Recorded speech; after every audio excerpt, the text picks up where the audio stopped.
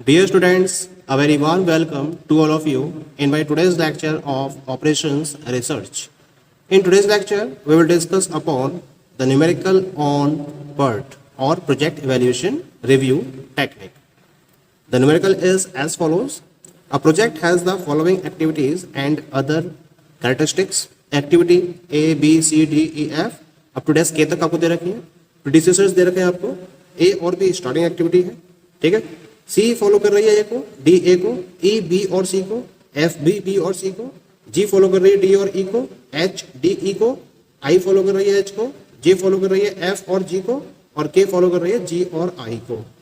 इसके साथ साथ आपको इन एक्टिविटी के रेफरेंस में ऑप्टिमिस्टिक, मोस्ट लाइकली और पेसिमिस्टिक टाइम भी दे रखे हैं, ठीक है. क्या फाइंड आउट करना है यहाँ पर आपको?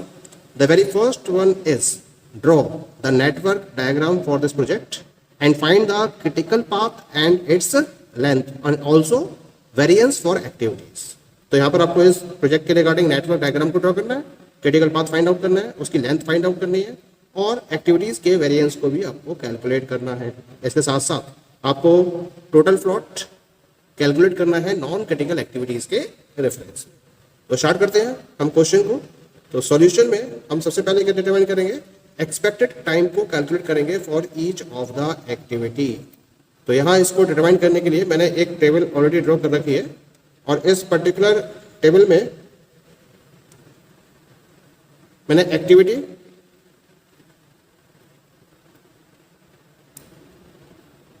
उनका optimistic time, most likely time और पेसिमिस्टिक टाइम को डिफाइन कर रखा है, ठीक है. ये मैंने नोट कर रखा है ऑलरेडी.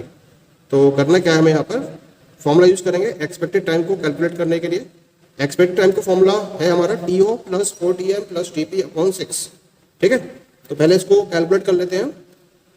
ए एक्टिविटी ए के लिए 8 चौक 32 और 5 37 और 7 44 और 10 54, 54 बटे 6 यानी कि 9. और टाइम आपको ये डेज में मान लीजिए, डेज में दे रखा है आपको. अब बी एक्टिविटी की बात करते हैं. 12 चौक 48, 48 और 3 51 और 5 56 और 10 66, 66 बटे 6 11, 7 चौक 28, 28 और 32 और 10 42 बटे 6 7, 8 चौक 32, 32 और 5 37, 37 और 3 37 और 3 40 और 20 60 बटे 6 10. इसका एक ही आ जाएगा. 4 चौक 16 और 17 और 3 20 और 10 30, 30 बटे 6 यानी कि 5. 6 चौक 24 और 3 27, 27 और 9 36, 36 बटे 6 यानी कि 6. 2.5 को 4 टाइम्स हो जाएगा 10, 11 और 7 18 अपॉन 6 3. इसका 1 ही आ जाएगा, इसका 2 ही आ जाएगा. इसका निकाल लीजिए. 8 चौक 32 और 5 37 और 1 38 और 10 48, 48 बटे 6 यानी कि 8 आ गया. तो इस तरह से हर एक्टिविटी के रेफरेंस में मैंने यहाँ पर एक्सपेक्टेड टाइम को कैलकुलेट कर लिया है. अब डिफरेंट एक्टिविटीज आपको दे रखी है, इनके वेरिएंस को हम कैलकुलेट कर लेते हैं. तो वेरिएंस कैसे निकलेगा? TP माइनस T0 अपॉन 6 और इसका होल स्क्वायर, ठीक है. तो TP कितना है एक्टिविटी के लिए? 17 माइनस 5 12, 12 अपॉन 6 2, 2 का स्क्वायर 4. ऐसे इसकी निकलेगी 15 माइनस 3 12 अपॉन 6 2, 2 का स्क्वायर 4. 10 माइनस 4 6 अपॉन 6 1, 1 का स्क्वायर 1. 23 माइनस 5 18, 18 अपॉन 6 3, 3 का square that is equal to 9, ठीक है. ऐसे इसका निकालेंगे हम. 1 माइनस 1 0 और 0 का स्क्वायर 0. 13 माइनस 1 12, 12 अपॉन 6 2, 2 का स्क्वायर 4. 9 माइनस 3 6 अपॉन 6 1, 1 का स्क्वायर 1. 7 माइनस 1 6, 6 अपॉन 1 6 अपॉन 6 1, 1 का स्क्वायर 1. 1 माइनस 1 0 का स्क्वायर 0. 2 माइनस 2 0, 0 का स्क्वायर 0. 11 माइनस 5 6, 6 अपॉन 6 1 का स्क्वायर 1, ठीक है. तो इस तरीके से हर एक्टिविटी के रेफरेंस में यहाँ पर हमने वेरिएंस को भी कैलकुलेट कर लिया है. तो इस तरीके से हम एक्सपेक्टेड टाइम और वेरिएंस को कैलकुलेट कर लेते हैं. अब हमें क्या फाइंड आउट करना है? इसका नेटवर्क डायग्राम ड्रॉ करना है. फिर फॉरवर्ड पास मेथड और बैकवर्ड पास मेथड का यूज करते हुए हर एक्टिविटी के रेफरेंस में हम स्टार्टिंग टाइम और फिनिशिंग टाइम को कैलकुलेट करेंगे, ठीक है. और उसके बेसिस पर हम प्रोजेक्ट की लेंथ और क्रिटिकल पाथ को डिटरमाइन करेंगे. Now we will draw the network diagram for the given project. इसके लिए हम देखते हैं पहले स्टार्टिंग एक्टिविटी दे रखी है आपको A और B. तो यहाँ मैं स्टार्टिंग एक्टिविटी लेकर चलता हूँ.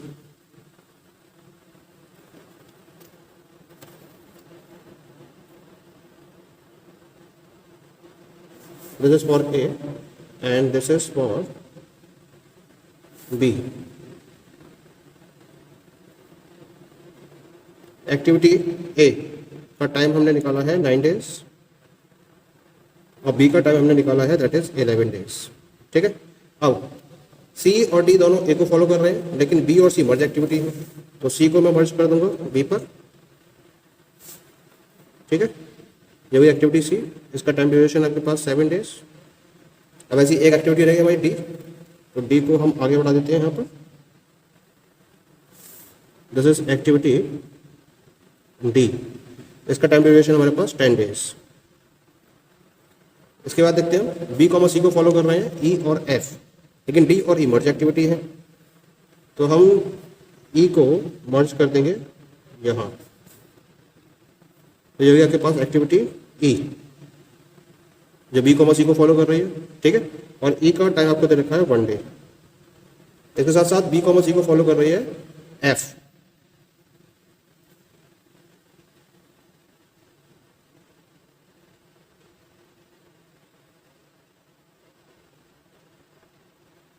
This is activity F. F का टाइम ड्यूरेशन आपको दे रखा है दैट इज 5 डेज। यहाँ तक क्लियर हो गया हमारा? आगे देखते हैं मैंने इसमें जी फॉलो कर रहा है डी कॉमा ई को, और एच भी फॉलो कर रहा है डी कॉमा ई को।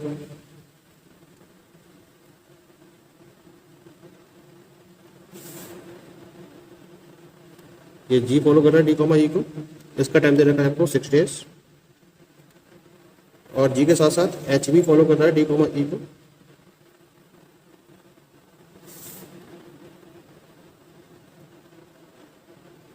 और एच का टाइम ड्यूरेशन आपको दे रखा है 3 डेज। ठीक है, नाउ आगे बढ़ते हैं हम इसमें। इसको हम मान लेते हैं एच, थोड़ा सा मैं करेक्शन करता हूँ जिससे इजी नजर रहेगी। इसे मान लेते हैं एच, इसका टाइम दे रखा है 3 डेज, और इसको हम मान लेते हैं जी, इसका टाइम ड्यूरेशन दे रखा है आपको 6 डेज। ठीक है, बताऊँगा क्यों करा है मैंने, रीजन क्लियर हो जाएगा अभी हमें आगे। क्योंकि जो आई है वो एच को फॉलो कर रही है। ठीक है, और जी कॉमा आई मर्ज एक्टिविटी है, ये आ गया आपका, ये हो गया आई।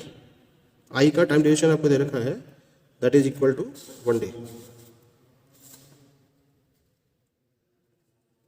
इसके साथ साथ एक पॉइंट और है हमारा, एफ और जी ये दोनों भी मर्ज एक्टिविटी है, तो इसका मतलब इन दोनों को मुझे डमी एक्टिविटी से ऐड करना पड़ेगा।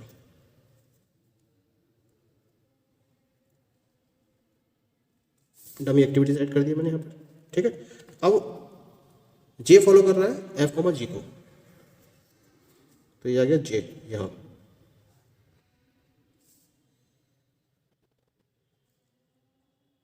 जे फॉलो कर रहा है जो एफ कॉमा जी को, और जी के रिगार्डिंग टाइम आपको दे रखा है 2 डेज का।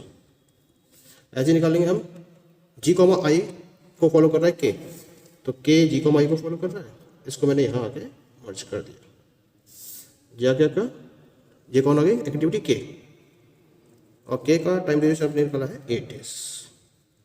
तो इस तरह से आपके पास कंप्लीट नेटवर्क डायग्राम ड्रॉ हो चुका है। अब मैं इन एक्टिविटीज़ के इवेंट्स के नाम दे देता हूँ, 1 2 3 4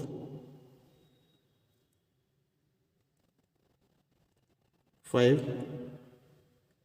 6 7 और 8। हम निकालेंगे इनकी ई वैल्यूज़ और एल वैल्यूज़। तो ई वैल्यूज़ और एल वैल्यूज़ निकालने के लिए मैं नोट कर देता हूँ हर इवेंट के रेफरेंस में ई वैल्यूज़ और एल वैल्यूज़। E2 L2, 3 के रेफरेंस में E3 L3, 4 के रेफरेंस में E4 L4, 5 के रेफरेंस में E5 L5, 6 के रेफरेंस में E6 L6, 7 के रेफरेंस में E7 L7 और 8 के रेफरेंस में E8 L8। अब मैं यूज़ करूँगा फॉरवर्ड पास मेथड।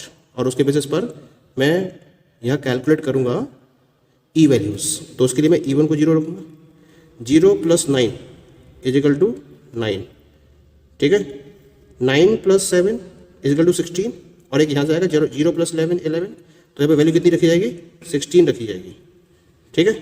ऐसे यहाँ से देखते हैं 16 + 1 17 आएगी, और यहाँ से 9 + 10 19 आएगी, तो यहाँ वैल्यू काउंट करेंगे 19, क्योंकि 19 मैक्सिमम है।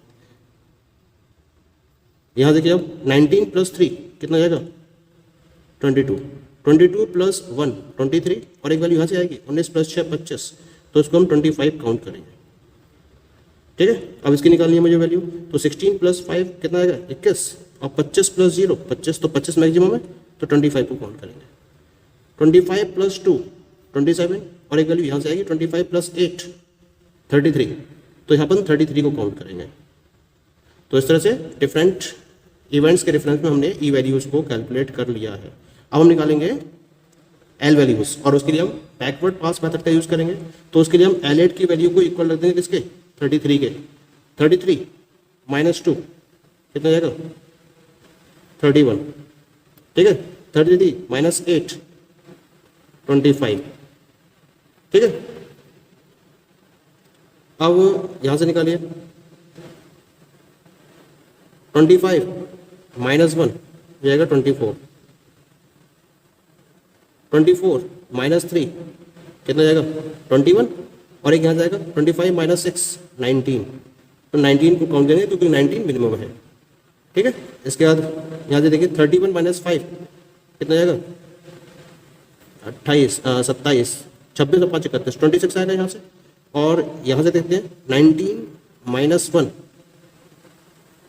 - 1 कितना आएगा 18, तो इसको हम 18 काउंट करेंगे, ठीक है।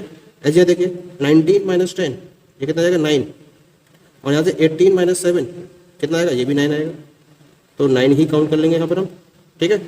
9 - 9 0, और यहाँ से 18 - 11 7, तो 0 आ जाएगा यहाँ पर। तो सारी ई वैल्यूज़ एल वैल्यूज आ गई हमें, E1 L1, E2 L2, E3 L3, E4 L4, E5 L5, E6 L6, E7 L7, E8 L8। अब हम देखेंगे इसमें से कि कौन कौन सी एक्टिविटीज हमारी क्रिटिकल एक्टिविटीज़ हैं। तो उसके लिए इवेंट देख लेते हैं जहाँ E और L वैल्यू सिमिलर है। यहाँ सिमिलर है, 2 पर सिमिलर है, 2 के बाद 4 पर सिमिलर है, 4 के बाद 6 पर सिमिलर है, और 6 के बाद 8 पर सिमिलर है। तो क्रिटिकल एक्टिविटीज कौन सी आ गई हमारे पास, क्रिटिकल एक्टिविटीज हो गई A, D, G, K, या फिर हम कह सकते हैं 1 to 2,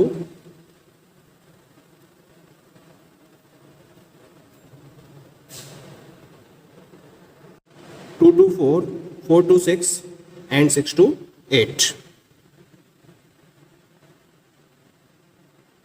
1 to 2, 2 to 4, 4 to 6, and 6 to 8, ये हो गई क्रिटिकल एक्टिविटीज। हम बात करेंगे क्रिटिकल पाथ की। तो क्रिटिकल पाथ क्या होगा हमारा, critical path will be equal to 1 to 2, 2 to 4, 4 to 6 और 6 to 8, या फिर एक्टिविटी के टर्म्स में A to D to G to K, ठीक है। अब निकालेंगे हम टोटल एक्सपेक्टेड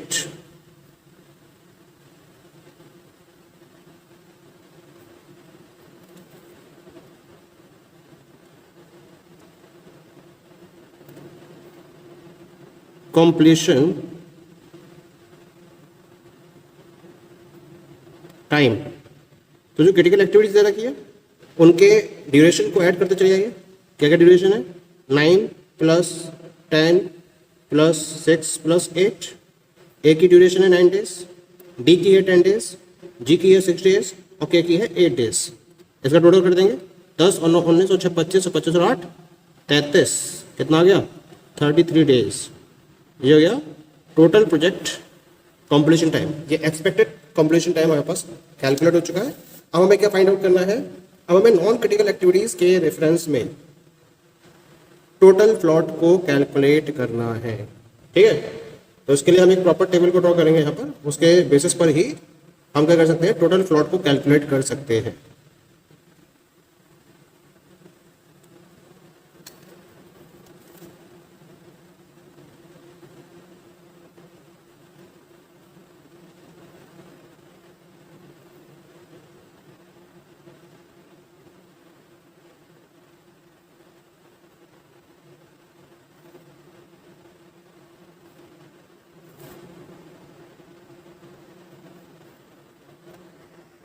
तो इसके लिए हम यहाँ नोट कर लेते हैं, पहले नोट करेंगे हम नॉन क्रिटिकल एक्टिविटी। यहाँ इस नॉन क्रिटिकल एक्टिविटी का टाइम ड्यूरेशन, यहाँ इसकी अर्लीस्ट स्टार्टिंग टाइम ई आई, ये लेटेस्ट स्टार्टिंग टाइम ई जे, इसे हम निकालेंगे ई आई प्लस टी आई जे के फॉर्मूले के बेसिस पर। यहाँ निकालेंगे हम latest L I earliest finishing time, और यहाँ L J latest finishing time. तो एल जे हमें दे रखा होगा, एल आई निकालने के लिए हम क्या करेंगे, L J minus T I J वाला फॉर्मूला अडॉप्ट करेंगे। ठीक है, यहाँ हम निकालेंगे टोटल फ्लॉट, और टोटल फ्लॉट का जो फॉर्मूला है that is L J minus T I J and minus E I. ठीक है, तो नॉन क्रिटिकल एक्टिविटीज देख लेते हैं, कौन कौन सी नॉन क्रिटिकल एक्टिविटीज हमारे पास। पहली एक्टिविटी है बी, ये नॉन क्रिटिकल है, इसका टाइम ड्यूरेशन है 11 डेज। ठीक है, और इसका ई आई दे रखा है 0 और एल जे दे रखा है आपको दैट इज इक्वल टू 18। ठीक है, ऐसे ही अगली एक्टिविटी है आपके पास सी, नॉन क्रिटिकल है ये भी, तो सी के रेफरेंस में टाइम दे रखा है 7 डेज का, इसका ई आई दे रखा है आपको 9 और एल जे दे रखा है 18। अगली है ई के रेफरेंस में टाइम ड्यूरेशन है 1 डे का, इसका ई आई है 16 और एल जे है 31। ई के बाद एफ के रेफरेंस में टाइम है इसका 5 डेज, ई आई 16, एल जे 31। ठीक है, ई के रेफरेंस में 1 डे है 16 और ये 19 है। एफ के रेफरेंस में है ये 16 और 31 एफ के रेफरेंस में। ठीक है, एफ के बाद एच का है आपके पास टाइम ड्यूरेशन 3 डेज का, ये दे रखा 19 और ये दे रखा 24। ठीक है, आज के बाद है नॉन क्रिटिकल आई के रेफरेंस में टाइम दे रखा है 1 डे, ई आई दे रखा है 22 और एल जी दे रखा है 25। ठीक है, आई के बाद जे, ये भी नॉन क्रिटिकल एक्टिविटी है, जे का टाइम ड्यूरेशन है 2 डेज, ये दे रखा है 25 और ये दे रखा है आपको 33। ठीक है, ये मैंने नोट कर रखे हैं नीचे, मैंने नोट कर लिया। अब नोट करने के बाद अब मैं इनके रेफरेंस में ई आई ई जे और एल आई की वैल्यू निकालूंगा। तो 0 + 11 11, 9 + 7 9 × 10 16, 16 और 1 17, 16 5 21, 19 3 22, 22 और 1 23, 25 और 2 27। अब एल जे में से टी आई जे माइनस करके एल आई निकालेंगे। 18 - 11 7, 18 - 7 11, 19 - 1 18, 31 - 5 26, 24 - 3 21, 25 - 1 24, 33 - 2 दैट इज 31। अब निकाल लेते हैं टोटल फ्लॉट। तो टोटल फ्लॉट के लिए L J minus T I J minus E का फॉर्मूला अप्लाई करेंगे। तो 18 - 11 7, 7 - 0 दैट इज 7, इसका टोटल फ्लॉट आ गया 7 डेज। एज इसका निकालेंगे सी एक्टिविटी का, 18 - 7 11, 11 - 9 इसका आ गया 2 डेज, 19 - 1 18, 18 - 16 इसका आ गया 2 days, 31 - 5 that is 26, 26 - 16 that is 10। यह गया एफ का। एच के रेफरेंस में 24 - 3 21, 21 - 19 दैट इज 2 डेज। आई के रेफरेंस में 25 - 1 24, 24 - 22 यानी कि 2 डेज। जे के रेफरेंस में 33 - 2 31 और 31 - 25 दैट इज 6 डेज। तो इस तरह से नॉन क्रिटिकल एक्टिविटी के रेफरेंस में हमने टोटल फ्लॉट की वैल्यू को डिटरमाइन कर लिया है। Okay, thank you.